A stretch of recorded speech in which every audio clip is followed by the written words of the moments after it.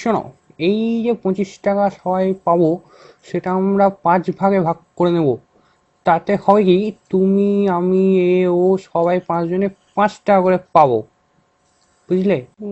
না না, তুমি নিজেকেই ঠকাচ্ছ। যদি পাঁচ 25 টাকাকে আমরা 5 ভাগে ভাগ করি, তাহলে আমি এ ও সবাই 14 টাকা করে পাবো। তো তুমি তো একদম গর্ধব দেখছি। আসো, এইখানে আসো, তোমাকে বোর্ডে কষে দেখাচ্ছি।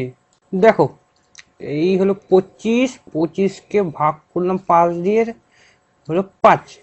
5 2 যায় না, তাহলে 5 যাবে 25-এ। 5 5 25। না না, একদিনে বুঝছি তোমার কেন বাবা পয়সা খরচ করে পড়াশোনা শিখিয়েছে। দেখো, 5, এই 25কে ভাগ করবো 5 দিয়ে। 5 2 যায় না, একটু 5 তো বাবা 5-এ যায়, তো 5 একে 5 বেঁচে থাকলো 5 0 আর 2 20।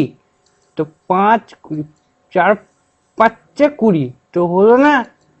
হ্যাঁ, 25কে 5 ভাগে ভাগ করলাম, 14 পেলাম। কি যে বলো না, দাও তোমাকে আরেক ভালো করে বুঝাচ্ছি। দেখো, এই হলো 5, 5 5 5-এ 25, বুঝলে? এইটুকু পড়া শিখেছো তুমি? হ্যাঁ, এত বছর ধরে পড়ালাম। হ্যাঁ, ছি। 14 কে 5 দিয়ে গুণ করলাম। 4 5 20। 5 1 5, 20 5 25। এই নাও তোমার না না মা, বাপরে বাপ। দেখো আমি তোমাদের দেখিয়ে দিচ্ছি, দেখো। উম এইবার দেখো, 5টা 14 যোগ করে আমি দেখিয়ে দিচ্ছি তোমাদের কিভাবে 25 হচ্ছে না। দেখো, ভালো করে দেখবা কিন্তু।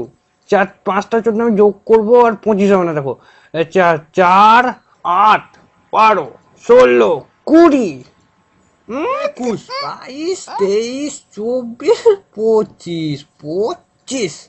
তাহলে বুঝলে, বেশি পড়াশোনা করতে হয় না কেন, হ্যাঁ?